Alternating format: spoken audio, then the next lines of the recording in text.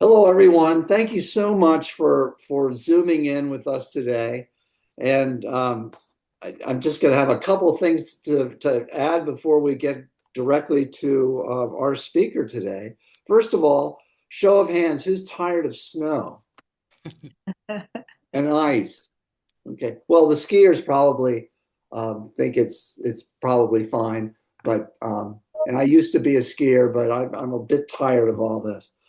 Next thing, which is a little bit more fun than the snow, is that or many of you know, I hope you know, that there is a beautiful show on display at the Glenview Mansion.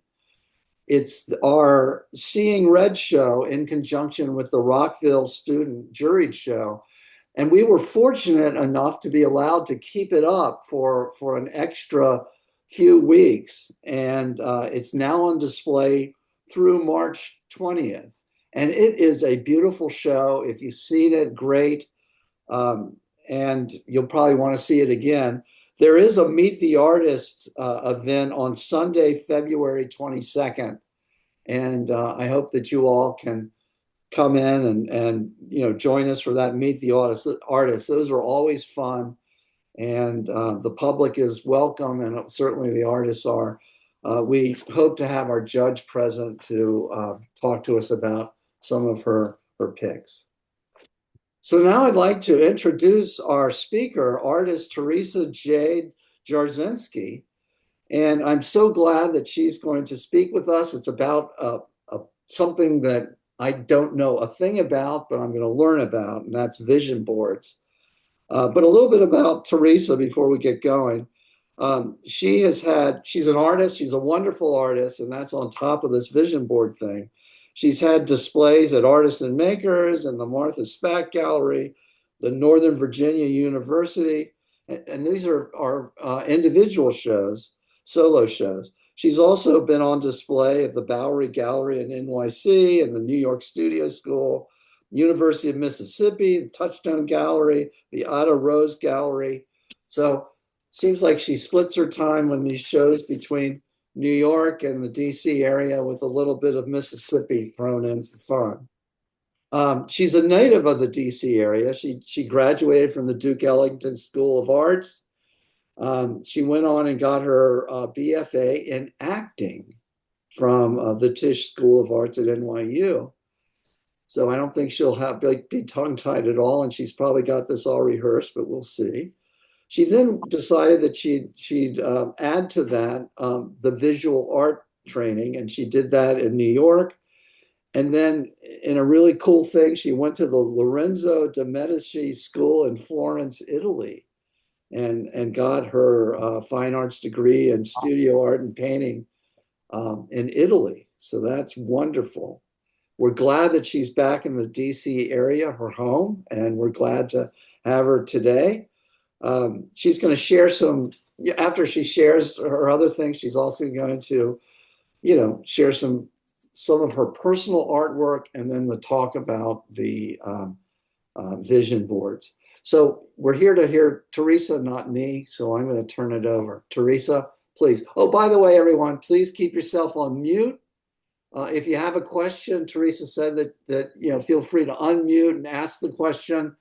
We're not a huge group today, bigger than sometimes, but still the size of the group is such that you can go ahead and ask your questions and she'll handle them. And Teresa, without further ado, the stage is yours now. Hi, everybody. First of all, thank you so much for taking the time to join me and Patrick and Lisa here for this presentation. That really means a lot to me that you would be interested in something I have to share and say. Full disclosure, this is my first Zoom presentation, so I apologize in advance, or thank you in advance for your patience in some of the technical aspects that may be a little bumpy. But again, thanks to you all, I get the chance to get more comfortable and familiar with this. So every time I do it again, it'll only get better. So I truly appreciate it. Patrick just shared quite a bit. I'm going to just expand a little bit about that as far as, my personal story. Yes, born and raised in Bethesda, Maryland. And then I left to go to New York to pursue acting after graduating from the Duke Ellington School of the Arts. I had big dreams. I was so sure that I was going to be, accepting my first Oscar at the age of 30, and you couldn't stop me. But of course, life is very different than what you expect it to be. And the pursuit of theater, which I did for 10 years, fairly diligently when you're in your 20s and running around New York City, uh, proved to be not the path that I thought it was. And I think one interesting thing that ties it to being a visual artist that I didn't know back then is I've always been a creative. I was a creative kid, and I knew that I wanted that to be a part of my life. I was so sure theater was it. But what was difficult about the pursuit of theater to me was the process. It just wasn't that much fun. It wasn't that fun to go to auditions and wait in line and wait an hour, for hours, and then it over and over. The process of getting to that moment where you're on the stage and everything clicks, that's a fantastic feeling. But to get to that point was just not a lot of fun. Actually, it was miserable. And what I love in turning to the visual arts, to me, the biggest change is that the process is so fantastic because the visual arts is kind of all about the process. You can spend your time making your artwork, and as wonderful as it is to share it, for me, the sharing of it certainly doesn't outdo the actual process of making it. So if I had maybe kind of connected those dots a lot earlier, I probably would have gotten into this, switched over a lot earlier. But, you do what you do to figure things out in life. And so I pursued that for a good 10 years. And then I for a bunch of different reasons, various different reasons, I ended up opening up a company called Jaded Waiters. Lisa, you were asking about this part. I ran a temporary staffing service for cater waiters. In the pursuit of theater, of course, you come across a lot of waiting, and I started cater waitering and very quickly met somebody, and in a partnership we started this business. And for 12 years I ran this business out of my Manhattan apartment up in Harlem, and it was grueling. It was just absolutely grueling. And I felt like, kind of from the minute it started, I knew it's not really what I wanted to do, but I felt like I had to go through. It's like riding a wave, and you just have to ride it until the wave lands, because that's just what's happening in your life at the time. But I really, really missed being creative. I was making some money. I was being independent, and I had my own business and all that. But boy, it just, when you are in touch with the creative side of life, you may as well just throw in the towel and give into it, because you're just not going to be happy until you do that. So during the process of doing that business, finally at one point, honestly, I was just bored out of my mind with my evenings, even in being in New York City. And I came across continuing education. I didn't even know there was such a thing. I really had no idea that there was such a thing like continuing education. And I meandered into School of Visual Arts and started taking darkroom photography class. And it was like my brain exploded. And I just can't. I mean, I took everything from there. I took the darkroom class like 5 times as an auditing, as a continuing ed student. I moved on to FIT, Fashion Institute of Technology, where I took like leather making. I learned how to make like very simple shoes. I did beading work. I did everything. And eventually I came into the painting. And again, it just, something kind of came together for me. And I had a very, very supportive teacher who said, hey, I think you connect with this. So this is something you should look into. And FIT was great because they treated their continuing ed students the same as their full-time students. They were very supportive. And so that's how I got into painting. And then I really threw myself into that in New York. The business dissolved. I went back to school to FIT, where I ultimately got an associate's degree, but I had the opportunity to study abroad for a semester in Florence, Italy, through Lorenzo de' Medici School, which is a school there that it's not in Italian or anything like that, but they connect to schools all over the world where students come from all over the world to do a semester, to do a year, to get their degree. And so that is I ended up going there for a semester, but decided to stay a little longer. And I basically cleaned out all my finances to stay an extra year. And I ended up getting my bachelor's degree in painting from that school there. But because I had wiped out all my finances in order to stay a little longer, I didn't want to go back to New York, and I was kind of ready anyway. It had been about almost 25 years in New York City. It was time to come home. And so I decided then to come back to Bethesda, and I'm really, really glad I did. I'm really glad I did. There's a wonderful sense of coming back home, and the familiarity of everything is so pleasant. It's not that far from New York and many other places. And so I kind of settled back in Bethesda. And for the first 8 years that I came back, I actually lived with my mother in the same house I grew up in, except that we switched bedrooms. So I was sleeping in the bedroom that my parents used to have. And my father passed away some time ago. My mom was sleeping in my old bedroom. So eventually I got my own place and whatnot, but that's what brought me here to back to Bethesda. And that happened in 2012. And I am very grateful and very happy to be back here. I go back to New York and visit and whatnot when I can, and try to participate in open calls that come around. By the way, you guys, there's a couple galleries in New York that have annual open calls. If you ever, if you want me to share that information, it's not hard to do. And next thing you know, you can have a piece of artwork hanging in a gallery in Chelsea and go to the opening and have a great time and all that kind of stuff. So, but anyway, that's my backstory, and that's what's brought me here. I am an oil painter for the most part. I paint in oils. What started me, now I'm going to show you some, this is, we're going to do some sharing here, which I kind of just learned how to do. So bear with me. I wanted to share first with you guys the things that I did when I first went back to that continuing ed. And I was really into, let's see, here we go, share. Can you guys see this? This big purple thing? No. Patrick, Yeah, Lisa, can you see we can this? see it. It looks good. Okay, so, see your desktop as well. oh, okay. That's, I don't have any nude pictures at the moment. No, I'm just so you know.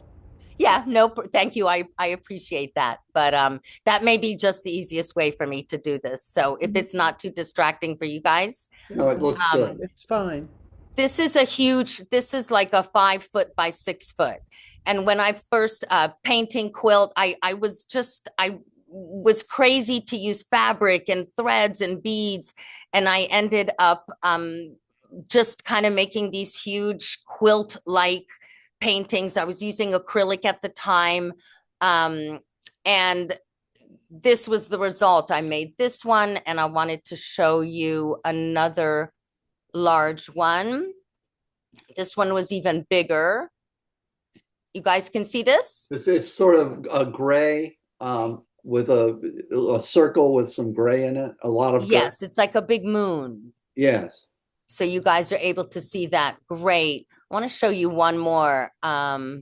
See if you guys can see this. Yeah, it's a colorful thing with some pinks and some blues and Okay, yeah. I'm going to give you a clue. Let's see if anybody can guess what it is. My clue is that it's very much something to do with New York. And even if you visited once, but I'm going to see if anybody may be able to guess what this represents. And if you Looks see like my Manhattan cursor, in the middle. there's the biggest clue is right there, kind of. Anybody? Central Park. Looks like Manhattan there. Say Central Park. That's it. What I based this off of was the Manhattan subway map that you see all the time when you go into the subway. And so here you have Manhattan. Somebody mentioned Central Park. Yeah, that's Central Park is the big silver patch.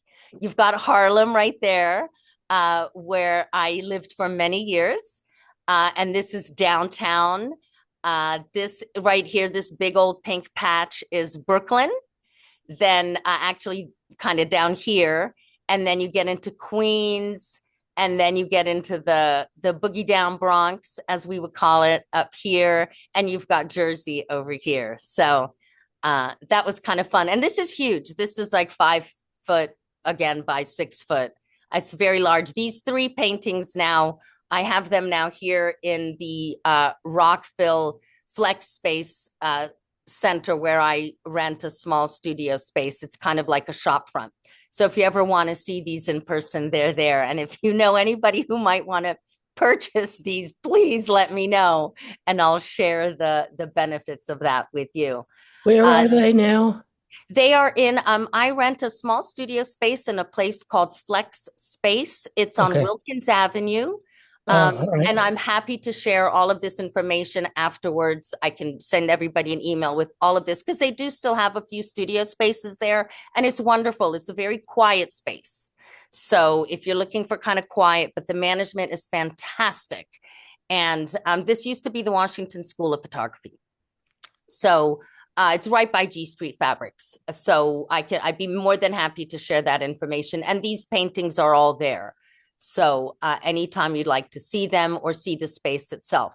So that's kind of where things started with me. And then, I went to finished the school, went to Lorenzo de Medici. I became fascinated with more representational stuff, even though honestly, that's probably not my strongest point, but I'm kind of someone who would rather dive head into something I'm not as good as, because it's more challenging than to kind of stick with something that comes easy to me. And that comes with its pluses and minuses. But I started painting clouds. I took a class with Martha Spack at, here we go, share. Okay. We can see it. Okay, terrific. I took a class with Martha Spack at Glen Echo. Let's see if I can get that out of the way. I don't know. You guys see it okay? Because it's we can see it. Okay, perfect. So that was one of my cloud pieces. That got me my first show at Artist and Makers, which was so much fun. I'll show you one more cloud piece. Here we go. This one, Raspberry Sky. And you guys can see this?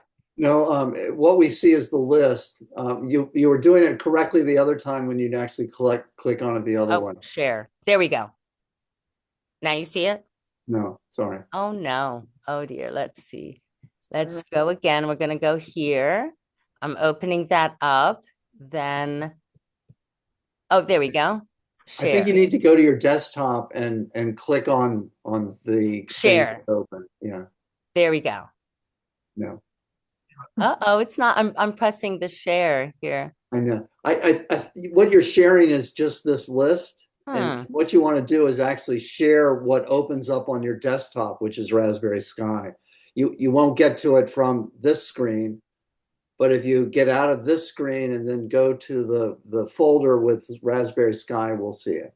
Okay, you know what? Let's do that. I'm getting out of everything. Now I've got the folder of Raspberry Sky, but we're just looking at the list right now.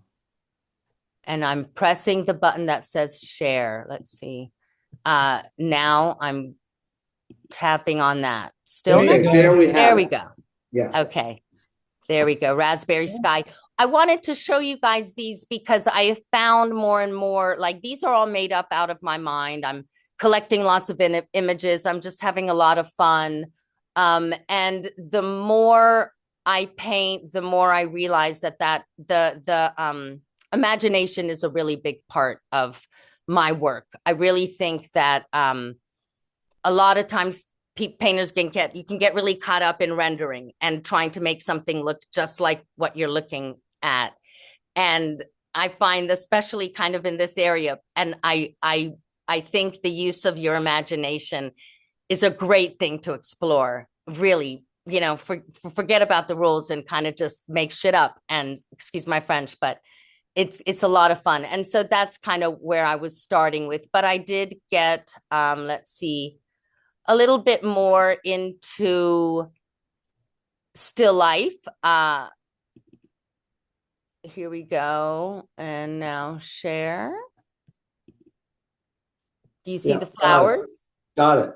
Beautiful. Okay. So I started to get more into kind of trying to be a little more representational. I started to paint some still life. Flowers became a big theme for me. Let's see if we can't. Here we go. Share. That sort of thing. Another still life. A lamp. Mm-hmm. This was from a show I did at Artists and Makers in 2019 called Be Still My Life. And so, but still kind of enamored with simple shapes and colors. So that was from there. And then I also moved on to painting a lot of people. I mean, ultimately, I think people are just the most fantastic thing to paint. I wanted to share a few things. I painted my cousin John. Here we go. Now I'm getting the hang of it. And he ended up, this painting. Can you see it? Yes. This painting ended up on the cover of Hill Rag magazine in DC. I believe it was 2018. That was super exciting. At that time, I was a member of the Foundry Gallery in DC. Somebody came in and saw it, or they got on my website and they asked if they could use that for the cover. And so that was awesome and a lot of fun. But still, even here, and on all the people I paint, they're painted from real life. If I can do that, if I can get it from real life, and then maybe to finish them up, I'll use photographs or sketches or whatnot. But at least that for some time, I want to interact with the people. And even here, though, I'm making stuff up. I'm adding a lot of imaginative things. So, and I'm not going to go on too much more here. I know we want to get to the vision boards, but I also wanted to share the idea of so this is a painting by Lucian Freud. Let's see, we're going to get to the share. There we go. Okay, so this is a painting. Are you all familiar with Lucian Freud? We can see him, right? Yeah.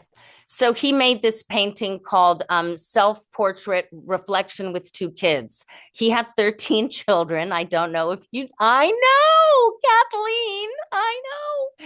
13 children. I don't know how many mothers are involved with that, but so this is a painting he made. And so my response to that was my painting, which was, here we go. No, wow, look, I'm now becoming a pro at this. My painting was self-portrait. I don't have children, so I did self-portrait reflection with two plants. And so that was my, I guess, appropriation. But of course, anywhere I show this or share this, I'm very clear about what is going on here, that this is a response to a painting by Lucian Freud. And this is the painting that got into a University of Mississippi the first time I showed there. So that was really fun. But again, the idea of kind of letting go a little bit and doing something kind of kooky. And this was painted during COVID when I had been invited to show at Martha Spack Gallery in DC before the pandemic hit. And I had a lineup of all the people I was going to paint. I was so excited. And then COVID hit. And so I painted me and my mom a lot. And then my friend Carlos, who was not scared to come out and sit for me. So I'll just share that with you, and then we'll move on. This is a painting here of my mom during COVID, looking very despondent about the situation that we were in. This is, and all these are fairly large. This is not huge, but 36 by 24. The Lucian Freud one is 36 by 36. So yeah, so this was a painting of my mom. And then I did a portrait of my friend Carlos, who came in and was generous and kind enough to sit during that time for me. And this I was really excited about because this image, it was in the Martha Spack show in 2020, September 2020. We decided to go forward with the show, and it ended up being published in the Washington Post. It was the first time Mark Jenkins, who you're probably familiar with, he does the reviews here for this area, and it was the first one he did since COVID hit. So everybody was really excited, and I was just fortunate. I'm so grateful. I was just fortunate that he selected this image for that. So that was exciting. And then one last thing I wanted to show you from here. This is Carlos again. So in the show at Martha Spack Gallery, this was my painting of him. It was called Sky Guy. Carlos spent 13 years in federal prison. And he would tell me about how, he looked at the sky a lot of those 13 years he spent looking at the sky. And I thought that was really interesting. He too is an artist. And Teresa, we don't see it yet. We're still looking. Oh, no, you're kidding. You don't see that one? Oh, dear. We Hold saw on. your mom, and we were feeling the pandemic. Sorry. Here we go. Share. There we go. Yeah, there he is. There you go. Why I wanted to show you this is going back to using kind of the imagination. A couple years later, I did another show called Strange and Beautiful, and I took this painting back. It hadn't sold, so I took the painting back and I added some stuff to it. Here we go. I added a bunch of flowers. You can see that? Yeah. And I changed the title of it to In the Garden of the Beautiful, There is Nothing Strange. The idea being that, Carlos, especially knowing his background, he'd been in prison for 13 years, young Black man, and then to put him in a garden of beautiful flowers. Because I know Carlos at this point really well. He's such a beautiful person. Such a beautiful person. So I liked the kind of juxtaposition, so to speak, with that. So, and somebody had once mentioned, you're a painter when you can pull a painting out that you did 5 years ago and just jump right back into it and just, put some more stuff on it. So that was kind of exciting. And so that's some of my work, some of my more recent work. One piece I'll show you here is I did a bunch of small paintings over the summer, just reflecting my experience over the summer of 2025. But I really wanted to push the imagination, the imaginative idea. And I was in Coney Island this summer, and I saw this Ferris wheel that had these rainbow cars. And so I took the idea of that, and it ended up being floating in the sky.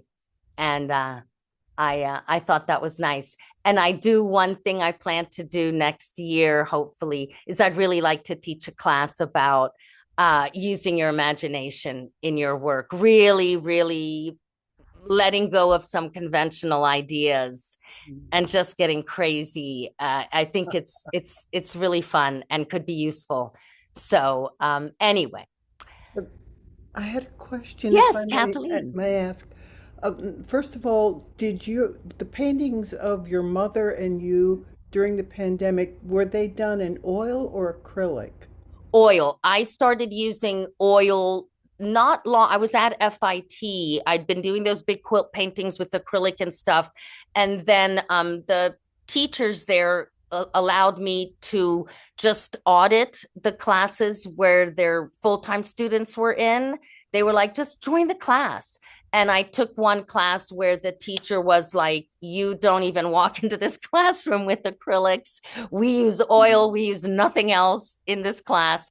And so after a semester of using oils, which I think is often, not always, but often the experience, I just fell in love with the feeling, and the oils are just so, they're like painting with butter. It's sloppy and messy and a pain in the ass to clean up, but the sensuality of them, it just, I couldn't go back after that. So all the paintings I'm showing you are made with oil. And like I said, I painted my mom and me. One more painting I want to show of me that this is what got me into a group show at Touchstone Gallery. That's a self-portrait of me in my underwear. But I was kind of proud of this. I felt like Definitely. I had, taken things to a bit of a new place. Yeah. And I don't know if you guys find this, but I find like when you've been painting and painting and painting and painting, you're getting ready for a show or whatever, you're just making a series. It's like suddenly there comes this one painting after you've done like so many that just kind of the brush just paints the painting itself. I mean, it happens with every time I've prepared a bunch of stuff. There's that one painting that just flies off your brush and you don't even know what happened. You're like, I don't even know how I did that. That was this one for me. So I wanted to share that. But there you go. I do also do some abstract painting. Going back to the very beginning, what I found is I'll end up with a bunch of paint on my palette at the end of doing a bunch of paintings, or at the end of making a painting, there's a bunch of paint left over on my palette. I really don't want to throw it away. And I encourage you guys, if you guys haven't been doing something like this before, I encourage you to do this. I would take the leftover paint and I would just start to play with it on a palette and come up with some abstract work. So that's one of the pieces, and it's just a great thing to do. And then next thing, you can also you can like have the two paintings together, whatever painting this came from.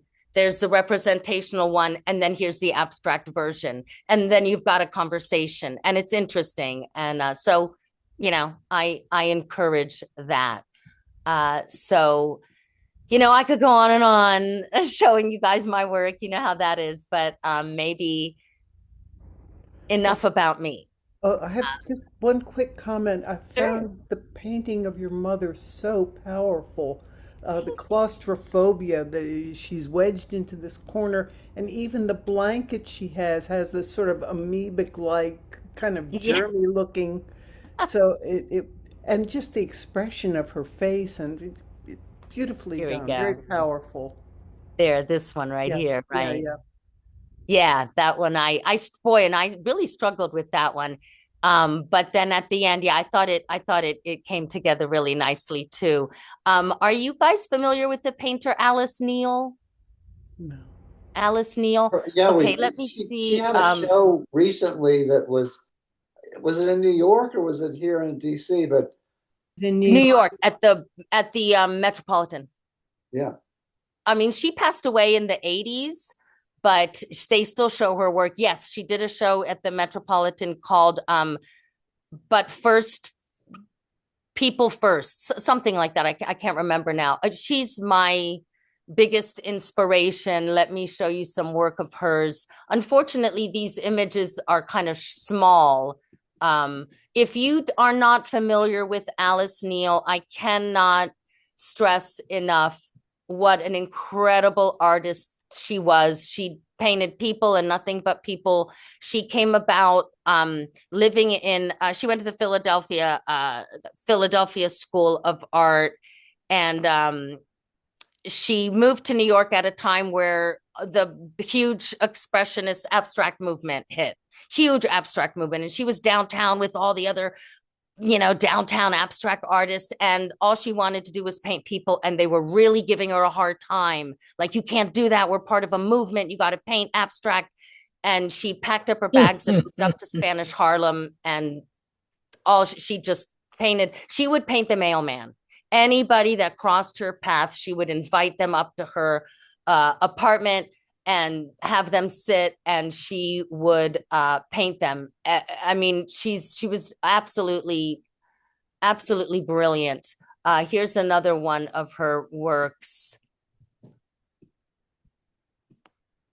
And again, it's kind of small, but they're a little odd, the portraits. They're not for everybody. They definitely get kind of psychological and stuff. But if you have the chance, I encourage you. Alice Neel, Neel, unbelievable. Look at her paintings. And she does some still lifes, or did some still lifes and stuff. And she had like a real Mother Hubbard look, like she was kind of this heavy set, by the time she was getting kind of notorious, older white woman, kind of, that look. But yet she talked about how very sexual she was, and her people would sit while she painted them, and she would just tell them all these crazy stories and stuff. But she was like, that's just who she was. She was just brilliant. She had an incredibly sad and painful life, very difficult. But later on in her years, she became very well known. And of course, now her paintings are priceless. I mean, they sell for exorbitant amounts of money. But she's a huge, huge inspiration to me in so many ways. So that, unless anybody has some questions, I have gone on about myself, but that is a little bit about me and what I like to paint and where I'm coming from and all that kind of good stuff. So if there are no questions, or are there any questions? If not, then we will move on to the vision board part of the evening. And what I want to do is get back here into the Zoom. I'd love to get back into, so I can see kind of everybody. Patrick, I don't know if you could help me with that. At the top, there's a stop share. Oh, there we go. There we go. Okay. Hi, guys. We're back. So now there's something before we totally get into the whole idea of a vision board and something and all that stuff. I wanted us together to do an exercise regarding vision. So is everybody okay with that? It'll take us about 5 minutes. Is everybody committed and we're going to do it? Sure. Yes. Sounds good. What I want everybody to do is close your eyes. Be comfortable, take a deep breath or two, close your eyes. And I want you to envision a perfect day for you. I don't mean a day where you're on the best holiday you've ever been in on your life or anything like that. I mean a regular day in your life as an artist. And we're going to, together, I'll kind of walk you through it to envision the day from start to finish. What would your perfect day as an artist be? So start to think about it. It's morning, you're waking up. The room that you wake up in. What's the perfect room? Maybe it's the room you have now. That's wonderful. What do you see? What is bringing you comfort? You're getting out now. You're getting out of bed. It's the morning time. Maybe you drink coffee in the morning. Maybe you drink tea. Take a minute to imagine that time where you have coffee, tea, maybe just a big glass of water. What's that perfect way for you to wake up? And where are you? What are your surroundings in your perfect world? Whether it's the one you have now or one you imagine. Look around you. Now you've had your coffee, tea, water. Maybe it's time to make breakfast. What's the best breakfast that you can envision yourself? If every day you could just have whatever you wanted. So envision that. So good. See it, smell it. So nice. So nice. Now the day is starting to unfold. Now we're imagining our perfect day as artists, so we are going to make our way to our studio. Maybe that's something in your perfect world you do soon after you wake up, soon after breakfast. Maybe first you go for a walk, see that walk, or maybe you go to the gym, do some kind of working out, get your body going, get your body alive. Maybe it's yoga. Take a minute. Envision that. Maybe it's you like to read in the morning. What are you reading? Where are you reading this book? What's around you that's just bringing you happiness and joy, and you're in a wonderful place? Now we're going into our studio. Maybe you prefer to go in the afternoon. Maybe it's something you do first thing in the morning. Doesn't matter. We're at that point of your amazing, beautiful day where you're entering your studio space. Is your perfect studio in your home because it's convenient, it's comfortable, and you happen to have the perfect room? What is that room like? Is it because there's loads of sunlight? Because there's lots of space? Because it already encompasses some of your personal cherished items that just give you a sense of safety, familiarity, love? Or maybe you want to exit your home and you have a studio elsewhere. Can you walk to that studio? Is that the perfect vision for you? You just walk across the street, down the street, 10-minute walk. Or maybe you want to be a little more distanced and you want to get in your car. You want to travel a little bit. You want that space. Think about that. What does that look like? Now, we're getting to our studio, the place we just, as artists, we just love so much. This is really important. Take a minute now and see you opening the door and envision the studio of your dreams. Is it huge? Is there a pool table in the middle of it so you can invite friends to play pool? Or is it smaller, more intimate? Maybe you don't want people coming in and out. Maybe you want privacy. Is it in a building with other artists where you can talk and mingle, or not? You don't want that energy. You want quiet and peace. Are there windows? Are there lots of windows? Do you have plants on those windows and loads of natural light because you use natural light when you paint and it's important to you and you just love the way the light shines in and you're there? It just happens to be that most perfect time of the day where the sun is just beaming. Or maybe you want a little light, but you need a lot of walls because you like to hang up your work. You like to hang up the images of other artists' work. You like to look at things that inspire you, get you going. So you need wall space. Maybe you don't use sunlight at all. Maybe you set up what it is that you're going to paint. What does that look like? Do you have a little kitchen area there? You can make yourself a cup of tea. You take a break, have something to eat. Take a minute. Let's just take a minute and really see ourselves in this studio that is everything we've ever wanted in our art studio. What do you see there?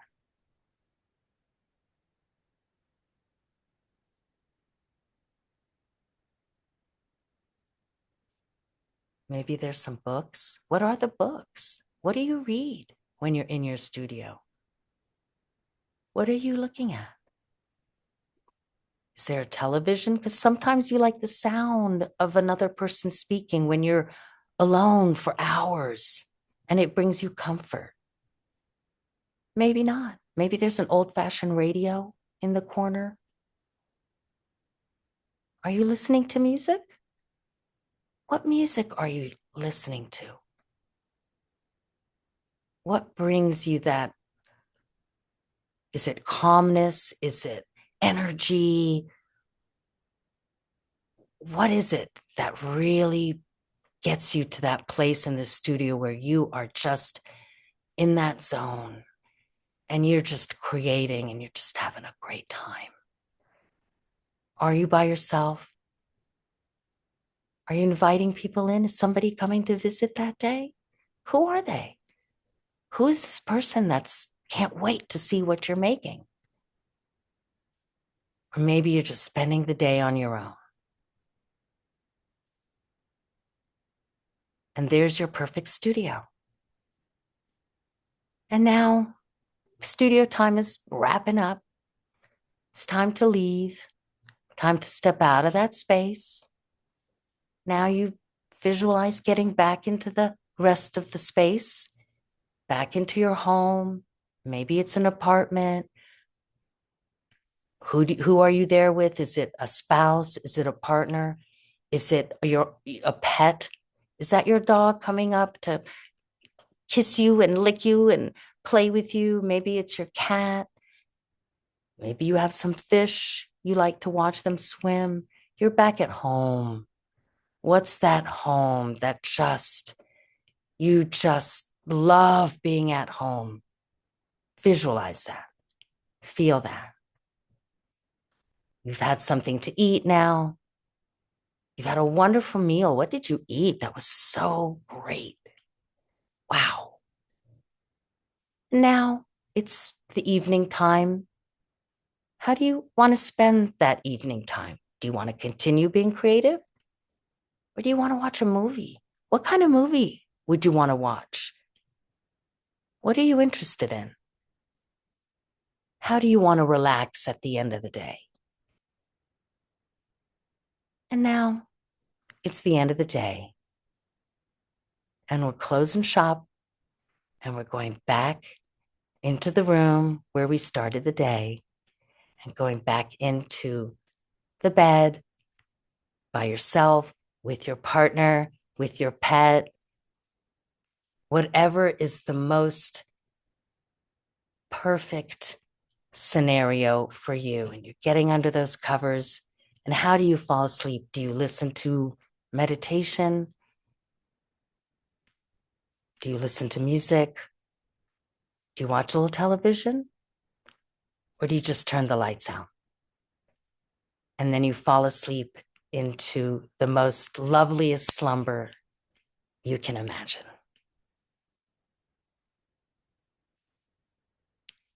Take a minute, and then we can come out of our visualization of our most perfect day as an artist.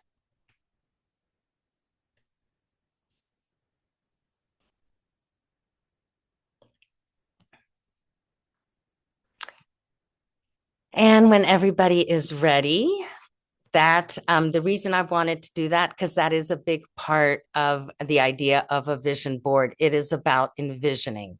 It is about envisioning the things that you desire, the things that you want, the goals you have. And ultimately, when you ask yourself, oh, this is, I really want this car, let's say, and you start to ask yourself farther and farther, why is that what you want? At the end of all of that, it's the feeling that gives you, whether it's something material, a person, an adventure, it's how it makes you feel. So it's really important sometimes to take the time out and write down certain things that you desire and what do they make you feel? And that's kind of a lot of the crooks, so to speak, of a vision board. And so now we'll get into the nitty gritty of that. I'm just getting rid of all this stuff so I can get to that. And did you guys enjoy that? Yes? No? Have a nice time. Find that beneficial. It's really nice sometimes to stop and do that. It's really nice. So, okay. Vision board definition. Here we go. All right, Patrick, I'm looking for my share. Oh, there it is. Okay. Vision board definition, share. Okay. So a vision board, also known as a dream board, is a collage of images, texts, and affirmations that represent your plans, hopes, desires, and dreams. Through the process of creating a visual reminder of your aspirations, it becomes a motivational tool to clarify, inspire, and keep you aligned with your visions. Use your vision board for personal growth, career goals, or lifestyle changes. So basically, that's, it's what it sounds like. It's a board, a collage of images and items and words and texts that represent your desires, dreams, hopes, goals. Maybe it's just things that you want to look at every day, things that just inspire you. It's something, the way you want to start your day. And the psychology behind it, like, here we go. What I'm trying to do is, there we go. All right. Vision boards can help you take the time to actually think about what you want. Something that many of us don't do, says Susie Rosenstein, master life coach and midlife mentor. Creating the life you want doesn't happen by accident. So one of the how a vision board helps is because it makes you stop and really consider what your visions are. And I know, people make New Year's Eve goals and resolutions and you write things down. That's great. I love that. But when you take it to the next level and you start to bring in the visuals, especially since we're all artists, like, we speak a visual language, we react to visuals really strongly. That's why we do what we do. So to collect all this in visual image and then put it down on paper, it's very powerful if you've never done it. So here we go. And if you've done it, trust me, it's powerful each time you do it. Visualization works by helping your reticular activating system, RAS, your brain's filter, stay on top of which messages to filter in and out. The more you keep your goals top of mind, the more your subconscious mind will work to reach them, explains Ruben Gonzalez, 4-time Olympian. Olympics are happening now. I guarantee you that I bet you every single Olympian works along the lines of visualization very, very strongly. And I would imagine that many of them practice the art of creating a vision board. That's why writing your goals down every day, visualizing your intended outcome, and regularly saying affirmations is so important. What we were talking about with Lisa prior to this starting, the RAS, basically my understanding of it is when you see something on a regular basis, your eye keeps taking in a certain vision on a regular basis, it will become ingrained. Your mind chooses, we do a lot of repetition in our mind. Our mind is constantly repeating things. So if you can kind of it's like feeding your mind. If you can start to input these visual things into your brain on a regular basis, just keep putting them in there, your mind will naturally, your eyes will take it in, and it'll naturally become a part of what your mind regularly sees inside your head. It will become ingrained. And because it's taking up space, it's going to help to push out maybe things that we don't want in our mind. We are also flooded with so many images these days. You can only have but so many things going on. So why not bring in the good and get rid of the negative? But you have to work at it. It's not going to happen on its own. It's really something you have to commit to. But that's where a vision board comes in handy. I mean, that's the basis of a vision board, or why one would do that. And then what I have here, and this is a PDF I put together, which for anybody who is interested, I will happily email this to you. These are prompts for creating a vision board. They are ideas and exercises one can do to facilitate the foundations for a powerful vision board. This approach is an artist's approach, but it could be applicable to anyone seeking anything. You can tweak and change these guidelines as you please. The examples that I've shown here, I went ahead and wrote out some few. These are just from my perspective. It's just to give an idea of how to answer these questions. A lot of people, generally, when people do vision boards, health, relationships, money, career, travel, fun, entertainment. Artists are going to think definitely kind of more of their art and what they're trying to achieve. So first, you may kind of think about what are obstacles in your art. What is getting in the way of you achieving the things you want to achieve? For me, I wrote down money, time management, a statement. Like, I find one of my biggest obstacles is that I just like to paint. I just want to paint this. I see that, oh my God, that looks so, I'd love to paint that. Oh, and I'm going to paint this. I'm trying really hard to make it all cohesive and to have some sort of statement, but that has been my life. As from the time I've been painting, that's been my biggest obstacle, is that, do I have a cohesive through line, or am I just painting? And maybe that's okay too. But usually work will be a lot stronger if there's an idea behind it, if there's a reason behind it. Why are you painting this? And it could be formal. It could be because I'm practicing my formal technical skills as an artist. But that's my biggest obstacle. I'd like my work to have some meaning behind it. So I'm trying to work on that. So my vision board may have a lot to do with that. And space, of course, is something I struggle with, always finding the right space to work in. Life balance, family, friends, exhibiting, representation, like where can I show my work? How does a vision board help? Focuses your thoughts, forces you to think, brainstorm about your goals and desires. It gets them out of your head and into the world. It's like when you write it into your journal every day. This is your visual journal. You could set up every morning, maybe instead of writing into your journal, you collect three different images off of the internet that's your journal for the day, because maybe that's what you're thinking about that day. This helps to break the pattern of repetitive thinking that we so easily get into. It breaks it up. It introduces your mind to different things, to better things, to the things that you want, the things that you desire.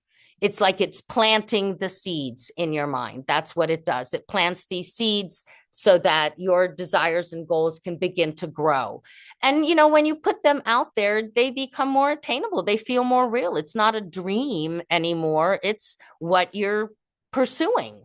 So a vision board, it says must have. A vision board doesn't have to have anything but what you wanted to have. But what can be helpful is an intention, specific goals, and emotions, what these things make you feel.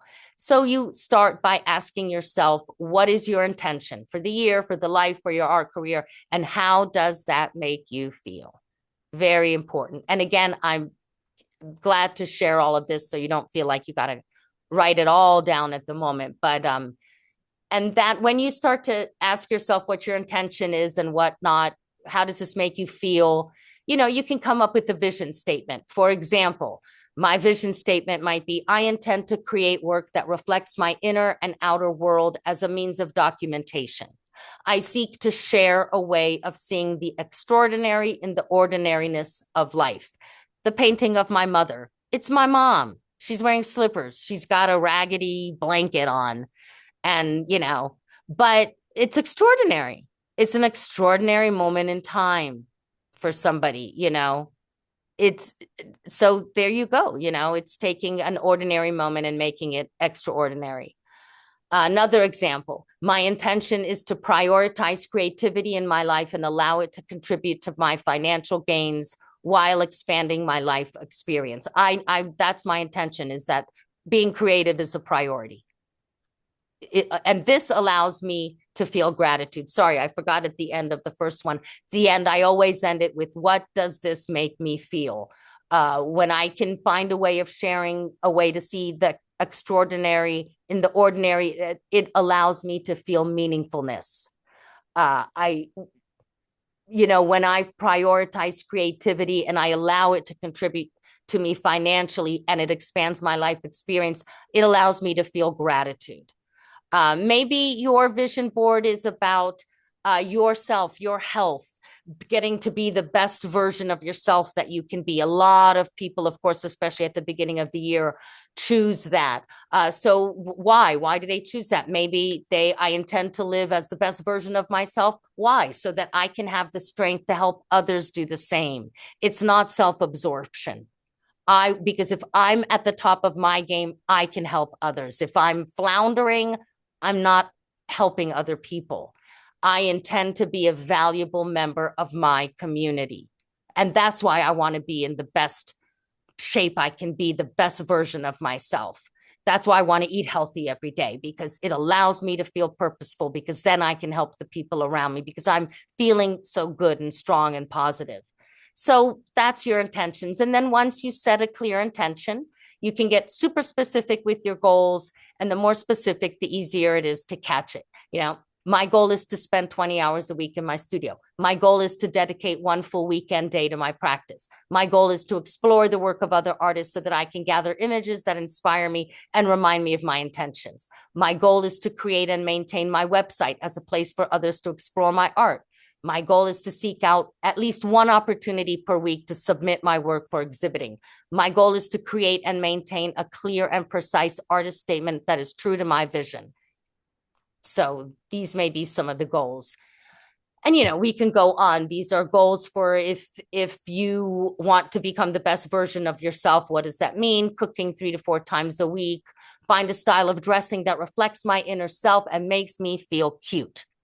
That's important. That's really important. It sounds funny, but it's really when you think about it, those days where you are feeling attractive and cute, you're just such a much better contributor, because you're bringing that out and you're helping other people. So yeah, it's important. These things are important. So after you've written out your intentions, then you get to start to visualize it. And this is the exercise we did. Close your eyes and envision, what does an ideal day in your life look like? And so we went ahead and did that. And of course, this is something one can do every day. It's along the lines of meditation, along those same lines of really quieting yourself down and really allowing yourself to listen to yourself. And so that's very important. And you can create affirmations. My art is needed. It contributes to my community. I deserve time to create my art. It's important for me to do so. My art has meaning. My art has monetary value, etc., etc. You make a contract with yourself to trust the process. There's no deadline to achieving your goals, desires, dreams. The only one is the one that happens when you stop trying. That's the only wrong answer. That's the only deadline. When you stop trying, nothing's going to happen. But as long as you keep trying, you just never know. Alice Neal, perfect example. She painted for years in obscurity in her tiny Spanish Harlem apartment. And then finally, she started to get recognized for the brilliant artist that she was. But she never gave up. She kept at it. Consistent action with focused intention. That's the key. And then once you've done all the foundational work, you can start to collect images for your vision board, and you start to have a lot of fun. You can collect images from a variety of places. I've always done these I just collect tons of magazines, and I like to look through the magazines. You can go on the internet if you're really specific. If you want your vision board to be really specific about exactly what you're trying to achieve, then you're probably going to want to go on the internet, maybe to Pinterest or something like this, and find images of exactly what you want. If you're going through magazines, things are going to change as you make your collage, because you don't really know what you're going to find. I personally love that experience, because it just becomes something so different than what you expected. But that's up to you. You find words and words and phrases, affirmations that represent what you're saying, and symbols, colors that make you feel good. A great idea is some personal touches as you're collecting your images. Get some old photos, new photos. Get maybe a piece of fabric that has some deeper meaning to you. Maybe I don't know, an old piece of jewelry. Look around your home, look around your studio as you're walking through the day, as you're going places, as you're going to work, as you're anywhere. Look around. Maybe you're going to your most favorite restaurant and there's a napkin with the name of the restaurant. Take it, grab that, put it in your purse, put it in your bag, put it in your pocket. Collect all these things that have meaning. Or you just collect a ton of magazines, and then you can use foam board, cork board, canvas. I have worked with canvas, but you should probably really want to sand it down first really well, so the glue will work well on it. I find canvas is not the greatest thing, honestly. A poster board is really good for vision boards. And then you go ahead and you start and you have fun, you're creative. I'm going to end everything with showing you a few examples. But something very important, you can have a great time making your vision board. And then when it's done, you treat your vision board as you would treat any other work of art you have created. This is a work of art you just made. Okay, it is the vortex to your dreams and desires. Give it the reverence that it deserves. It's not just a bunch of images that you slapped and glued down on a piece of paper. It is important. It is your vision. It reflects you, who you are, and it says a lot about you. Really treat it. Love it like you have to love yourself. Same thing. And then I suggest that you hang it somewhere where you can see it every day. You can share it if you want, take pictures, post it, whatever. Or you can decide that it's very personal and it's just for you. But don't hide it somewhere. Don't make it and then tuck it away, which I have done before. I'm not going to lie. And then, every now and again, you pull it out or something. Put it someplace where you are going to see it every day. Admire it, seek it, love it, give it the attention it deserves. And that is how one goes about making a vision board. And I'm going to show you a few examples. A friend of mine made this vision board. I think this is it. Let's see. Yeah, here it is. Okay, I'm going to share this. Share. I love this. She made this some time ago. I mean, look at that. That is wild. Can you guys see it? Yeah.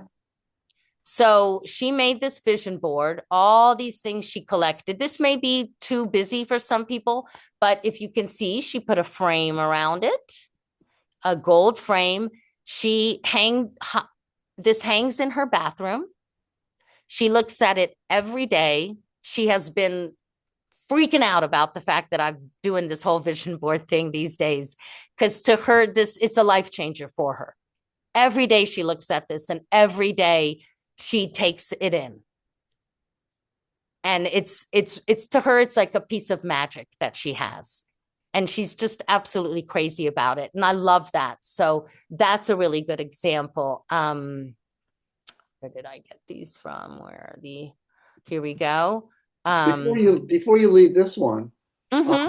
Is the person that made this vision board, are they a fashion person? Are they a photographer? Are they? She is a friend of mine that we met like 25 or 30 years ago at this point in New York City when we were both cater waitering. She doesn't do it as much now, but at that time was a jazz singer. She still does sing, she just doesn't pursue it as much. She had a child and all this other stuff, but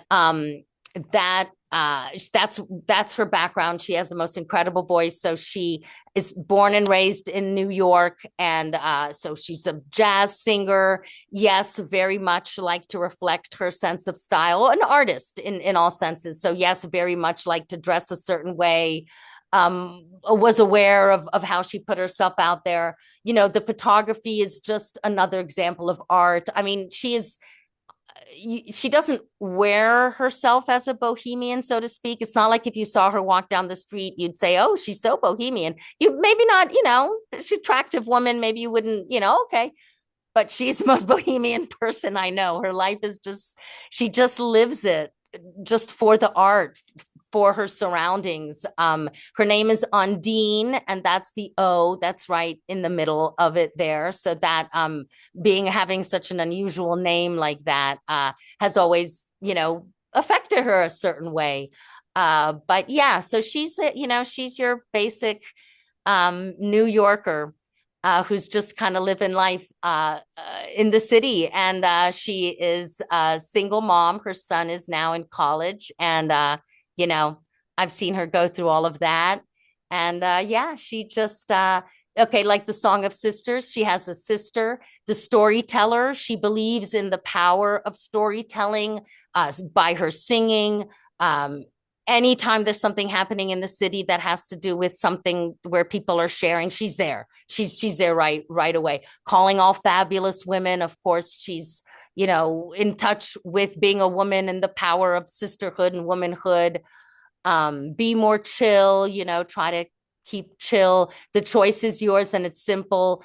That's a saying that means a lot to her. Travel. She loves to travel. Play, always keep playing, smile, change.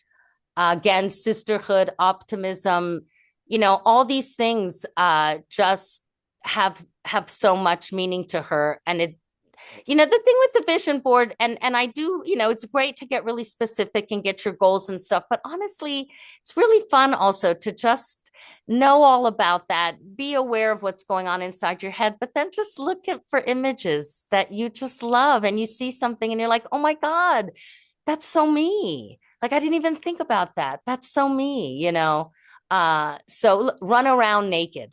Her idea of just, whoa, just want to be free. So there's just la vie est belle, love, so these are the things. Let me show you some more because the vision boards are great. And I just did a workshop. I just did 2 days, separate days. There was a week in between where about 6 of us got together. I collected tons of magazines and we made vision boards, and I'll do it again next year. And if you guys leave me your email and allow me to add you to my newsletter list, then you'll always know I'll be doing a bunch of workshops this year. Always up to something, and they'll always be there. So I'm happy to share that with you. And let's look at another one. Let's see what this one is. Oh, here's one that I made. Let's see, but I want to make sure that I don't want it to get convoluted with the other one. So let's kind of get rid of we just see this one. Oh, good. Oh, good. Okay. Where did it disappear from me? Okay, here we go. So this is one I made. I used to do this with a friend of mine. Every New Year's Eve, we got together and made these vision boards. We would pick a word for the year that we connected to that would take us through the year, and then we'd make these vision boards. So this is one I made a couple years back. Love, wild at heart, the painting of a dream. And that connects with my idea of being imaginative and letting things go. Think outside and then we all know the rest of that statement, the box. So it's really important that I have things like that. And I have think outside and then there's this image of, it's like in somebody's home and there's a swing, like in the middle of the home. So that's kind of thinking outside the box. High rises. I absolutely love high-rise apartments and being in the middle of a city. Like, I love it. So I wanted to include that. That makes me feel that feeling I get, that, I don't know, just so exciting to me, something like that. Fairy doors and bookstores, again, things to do with imagination and letting things go. I'm a huge cat person. So I've got my cat there. Everyday cooking, always trying to, be healthy and cook well. I too, want to dress nice, fashion, these kinds of things. This was this was just more general, this one here. But I'll show you one that I made at this vision board workshop just last weekend. I ended up, usually I'm kind of talking through the thing while other people are making it. This time I was like, darn it, I'm going to make my vision board. And I stayed an hour after everybody left, and I just sat there and made my vision board. I'm trying to show you a picture of it, but I also have it here. Let's see now. That's magazines. See, like tons and tons of magazines. You get together. Let me see if that's, maybe I don't have it here. So instead, I'll just bring it right here. Although you can't, I don't know if you can't really see it so well. Hold on, let me find it, the picture of it, because I'm really kind of excited about this one. Let's see. I know that I had put it in here. Let me see what we can do here. Give me 1 second and I can share this with you guys. And then, if you guys aren't totally ready to jump off the George Washington Bridge, then we can take some questions or just talk. I'd love to see what you guys think of all of this. Here we go. I'm about to get this to you. Okay, here we go. Now let me pull this up and let me get my vision board over here. Okay, and now that I'm a pro at this, let's get back to the Zoom. Here we go. And I'm gonna share, I'm gonna open that up. Uh-oh, let's see, is that gonna work? Do you see this? Not yet. Okay, let's keep trying here, share. Oh, there it is. Now we're gonna see it. Now we're gonna see it. There we go. Yes. Yeah. So this is what I just made the other day. And I was just happy because I sat there and finished, instead of, oh, I'll just finish this at home. I just sat by myself and just continued going with it. And so art that turns life inside, like I couldn't believe that I found that in a magazine. I couldn't believe it. And these were like whatever magazines, I wasn't looking specifically for artistic, nothing. It just collected anybody who had magazines to give me anywhere I could get a hold of them. And I found this art that turns life inside out. That really spoke to me. I love it. I want my art to turn life inside out. I want it to inspire people like that. Flower power, because I just paint a lot of flowers. I paint a lot of them all the time. And I find that there's a lot of power in that. And then this star stuff behind, I went to Michael's and got this decorative paper there were tons of different patterns, but you can use that at the bottom of your poster board. You get some decorative paper. And so this way you don't feel like you have to fill in every little gap, but you also don't have these white gaps of nothing, which I think kind of, to me, I like it to be bountiful.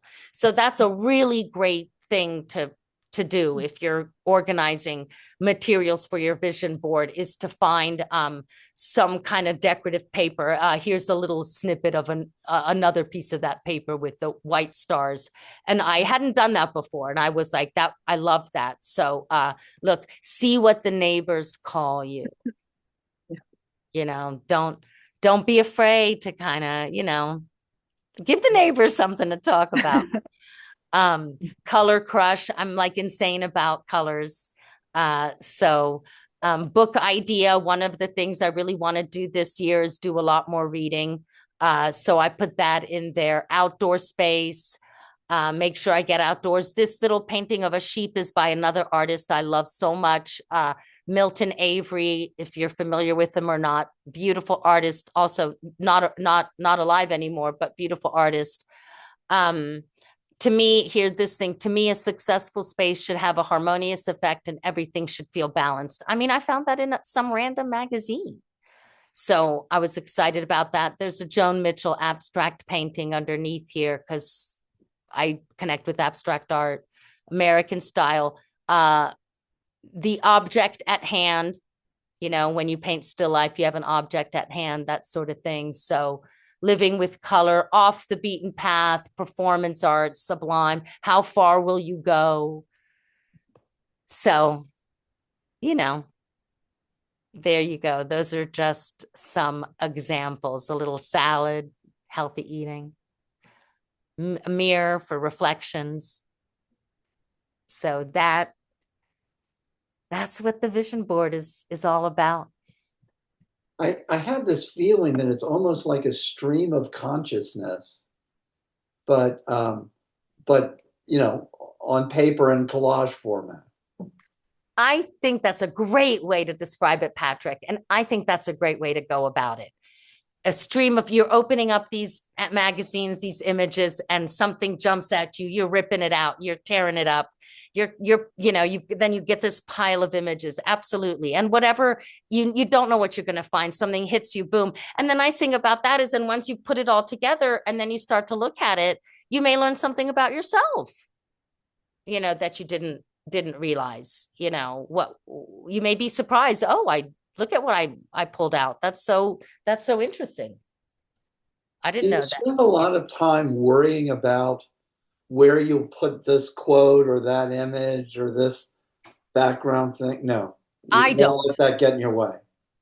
I don't, but you may be somebody who does. I think every artist needs to approach it in their own way. It may be really important to you to be very exact about it. That may reflect who you are, that you don't just want to kind of, I'm more like, I want to see what happens. Again, that experimental kind of imaginative thing going, but it's up to you. You can be very specific. You can say, no, I'm going to really take my time. You know what I'm going to share with you guys is Sarah from your group. She was at my vision board workshop. I loved the vision board that she made, and let me find it. I thought she did a great job considering, it was a limited amount of time. Let's see if, no, that's the one I already showed you guys. This one, I just thought hers was so nicely done. Yes, that is it. Okay, let me share this with you guys. And she knows I have this image. She knows that I may be sharing it. So can you guys see it? Yeah. So this is Sarah's. Now, I didn't know what I didn't know about Sarah is her Iranian background and that her daughter is still in Iran at the time. So she was thinking of the motto of the Iranian protesters now, which is, we won't go back. That was her intention, her impetus, I think, is that the right word? Her motivation. That's what she had in mind. In making this board. She was thinking of her daughter, she was thinking of Iran, and she was thinking of the motto, we won't go back. And so that's where, with all that in mind, these are the various things that she came up with. Art is our collective dream. Dwell like your home where you dwell. I love that she added, this is a image of a Marlene Dumas painting. If you, I don't know if you are familiar with her or not. She's mind-blowing artist, very political. She lives in Amsterdam, originally South African. She's probably in her late 70s, early 80s now. Incredible. And so that's an image of a Marlene Dumas painting. And I think the open mouth, the kind of scream maybe that's coming out, I think that I could understand why Sarah might select that. I see some Iranian writing here. Look on the side, I just noticed this on the side of this wall, it says, call your mom. That's so great. I love that. I just noticed that. That's so awesome. Call your mom. March because of the protesting and the marching that they're doing. I don't know if that's a photo that maybe reminds her of her family. I don't really even know what this is. She was at an opening tonight, which is why she was unable to join us. Sarah's, she's such a lovely person. So this was her vision board that she came up with. Again, flowers, no standing. You got to keep moving. and then a very urban scene here with the balconies. Map, one way. You're only going one way, and that's forward into the stars. So thank you so much for being with us. But I have one more quick question about process. How long do you spend on this? I mean, is this an hour exercise? No. Do you collect things for 6 months and then put them in a file that will later become your vision board? How does this all work? I mean, these are things that are up to you. I, generally speaking, I collect magazines for certain, like, okay, when we did these on New Year's Eve, me and my friend, we knew we were going to make these. So, a week or two, or once we realized we were going to do that, we both started to kind of get our magazines and collecting our images and stuff. The actual process of sitting down and doing this, I would take the day. We did we did these in 3 hours, which is reasonable. But it shouldn't, it's a collage at the end of the day. I mean, you can also take as long as you, it also depends on the size of the paper and, what you're using. All these factors are going to come into it. I mean, you could decide, imagine how cool it would be to get like a huge, like a 6 by 5 foot poster board. And maybe you have it in your studio, and maybe it does. Patrick, that's such a cool idea. Maybe it does take you 6 months. Maybe it's just there. And every time that you collect images, you come into your studio and you put a few more images down. And it's just the process, and you let it go until you've filled up this huge poster board. I mean, imagine the visual of that. Would be so cool to see this huge collage. Huge vision board. I think that would be amazing. And to turn around and say, you know what? I spent all of 2026 making that. I got this poster board and I started making that at the end of or middle of February because I heard this awesome Zoom presentation and I got really pumped up. And I went out and hunted down and found this huge poster board. And by the end of February, I had it up and going, and then it took me the rest of the year. And that would actually be so cool because it could also reflect your year. As the year goes on, you could look back and be like, oh, that was happening in March. And then there was this thing that happened in April. Oh, in May, I took a holiday and I went to this beautiful place. And it could be a visual diary of the whole year, as opposed to, oh, it's my goals and dreams. Or maybe it's a little bit of everything. Maybe you're really clear about your goals, desires, intentions, dreams. You have that, you've written it all out, you've done all the homework, and then you allow yourself to spend the entire year collecting images that reflect that. That would be so awesome. I think we should do a show, you guys. Whoever is still left, whatever soldiers are still left standing at my talk. Teresa, I'm still left. I gotta jump in here for a second. You've piqued my curiosity about you as a painter. You seem like your energy is infinite. How often do you paint, and for how long? I just have to ask. Do you paint? Do you paint in the shower? I mean, I it wish. seems like to me that you're always creating. How often do you paint? Well, and this is like I've learned to come more and more to terms with this, but one of my biggest challenges is that I have to have a day job. And I'm an office, this sounds so boring, but it's such not a boring job. I'm an office coordinator at a tax accounting firm. It's a really small boutique tax accounting firm. And my mom was an accountant there. And I've known these people my whole life. My boss, I used to babysit him when I was little. And now I'm his right-hand gal.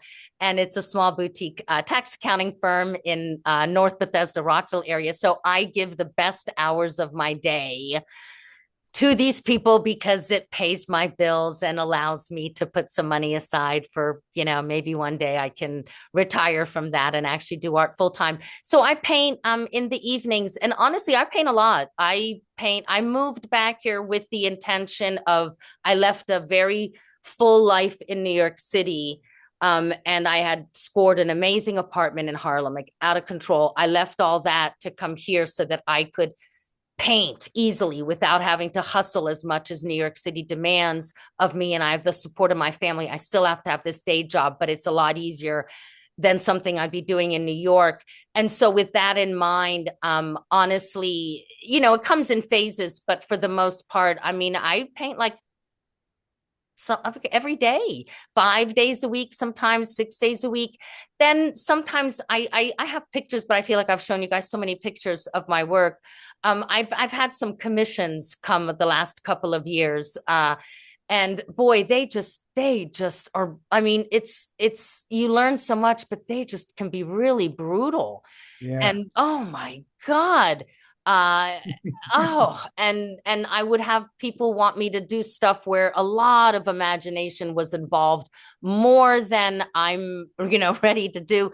And I would be done with something like that. The last commission I did took me a year and a half altogether, was on my head for a year and a half.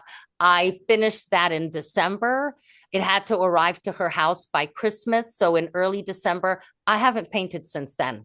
I needed a break. And usually that happens if I painted a series, a body of work, or God forbid had a show. It's so much work that then I leave my studio alone sometimes for like 6 weeks, 8 weeks, whatever. I can feel when it's time to get in it, and I'm dying to get in it. And then, David, I will paint every day. I don't have a spouse. I don't have children. My life is very simple.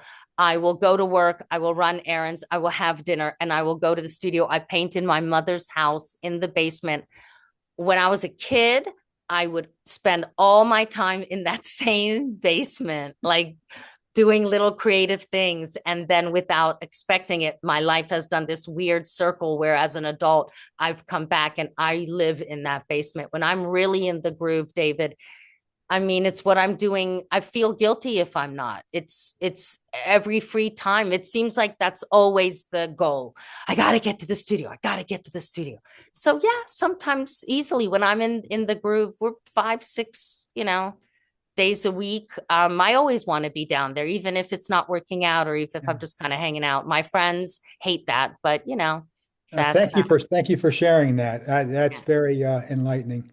How about you, David? What is your painting schedule like? Yeah, you know, very much like you said, I don't have any responsibilities except for my grandchildren, and the yard in the springtime. But you know, I just I paint very much like you. I'll go for maybe a week without painting, and then I go crazy, and then you know whatever. But yeah, It's always there. Very curious to see, because it seems like you have endless energy, and I I do have a lot of energy. Okay, well, yeah. Thank you very much for sharing with us. This is Oh, great. no, thank you. It's Thank you very for timely for me. Tell me about that, Fred. Please talk to me Well, about that. my wife has an enormous history of medical problems, Oh, and she has an amazing ability to resilience psychologically. But it takes up an enormous amount of her time, and she's always seems to be recovering from something. A lot of PT. We had over 200 trips oh my to God. doctors or physical therapy last year.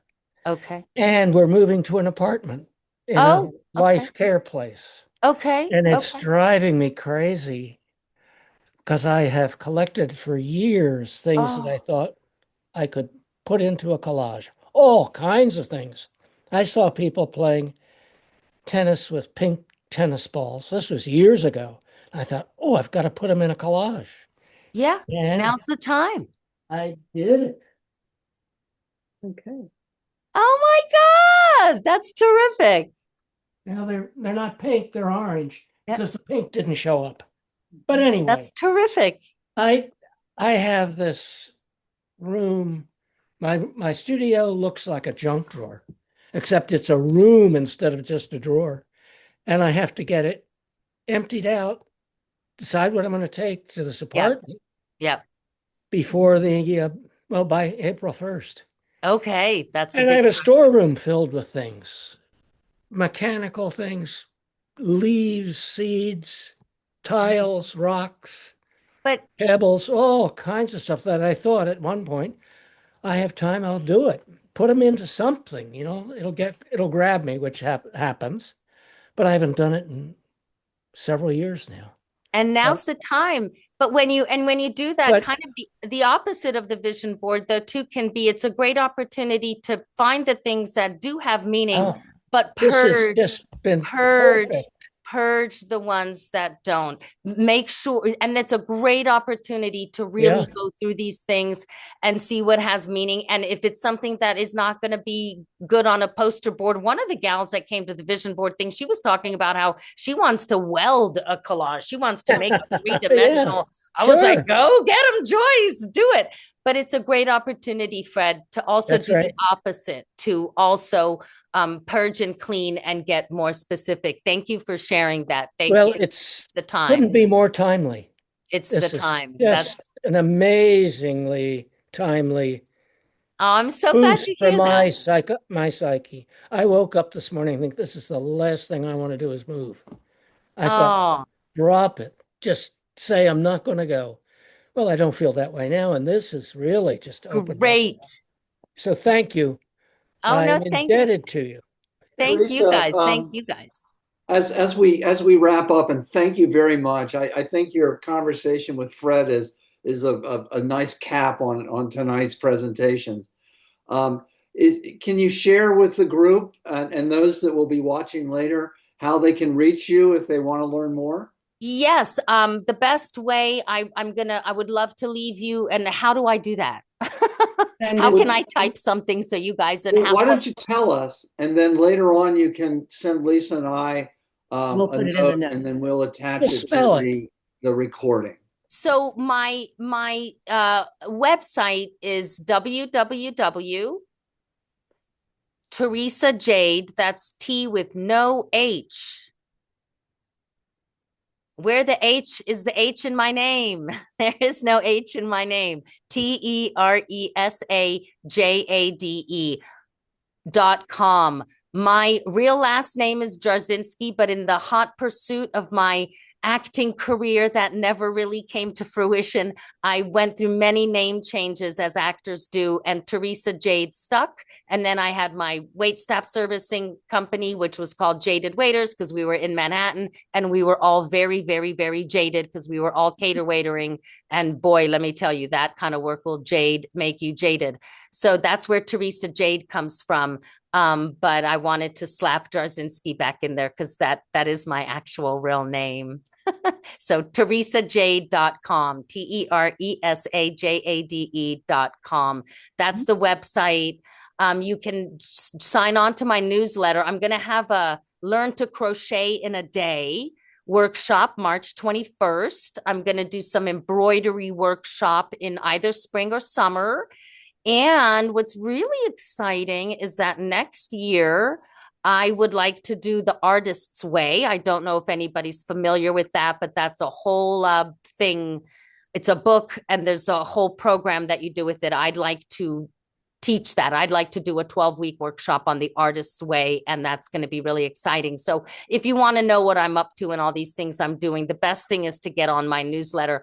I send them out when there's something happening, and I do tend to be pretty, I want people to know. So it's not, I don't send it once, but it's very little writing, a lot of images. And, I don't blab about myself nearly as much in my newsletters as I did tonight in this presentation.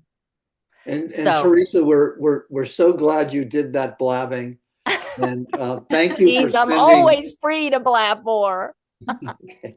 And thank you so much for spending so much time with us. And I feel energized. I'm not sure I'm going to be making a vision board tonight, but maybe you don't have to do it tonight. This weekend. Maybe this weekend. And I wanted to tell you guys, if enough of you guys responded, when you get on my newsletter, you get in my website, I'm also going to give you my personal email. Please also shoot me a personal email if you want to make sure to get on the news. Somebody signed up for it the other day and I don't see their email, so I'm a little nervous about that. But my personal email is tjade, that's TJADE, tjade at me.com, tjade at me.com. Please shoot me an email. Look, if enough of you guys want me to whip together this place, Flex Space, where I have a tiny studio storefront, I show work and stuff there. It's a lovely space to get together and do these kinds of things. I'd be happy to organize a day of vision board making. It's so much fun. It's just so much fun. I need like 6 people at minimum. I charge next to nothing. It's $25. Yeah. And there's snacks. There's always snacks. Like, snacks are the best. So, keep that in mind too. But please be in touch, tjade at me.com, or my website, teresajade.com. And if you see a car with the license plate that says tjaded, wave, because that's me. Next time we're in Bethesda, we're going to look for you. Oh, please do. Please do. I'm here in the tiniest apartment ever in downtown Bethesda. If you guys want to see, I'm sitting on the couch. That's my apartment. You're very unique, and I mean that in a good way. That's it. Right. And I lived in a much smaller apartment in New York for 6 years I bet. at one time. So, that's it. So you guys, this was so great. I was really nervous. About this. But I really appreciate those of you who have stayed here through this with me. It was this was so much fun, such a wonderful experience. Patrick and Lisa, I can't thank you enough. No, the thanks go to you. This was and great. all the best. We learned about vision boards. You learned about sharing your screen on Zoom. Sounds like oh my God, did you see how good I got by the end? You were excellent. You were excellent. Whipping it out. Good. And Really good. Thank you again. also, you guys, anybody who reaches out to me, if you're in a show, if you have something going on, please send me an email. I'll do my best. I can't make promises, but I'll do my best to come and see what you've got going on. I really try and do that to my very best abilities. So please let me know.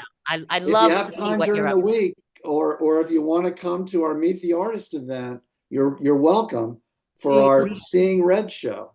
Okay, when is the Meet the Artist? It's on Sunday, February 22nd from 1:30 until 3:30.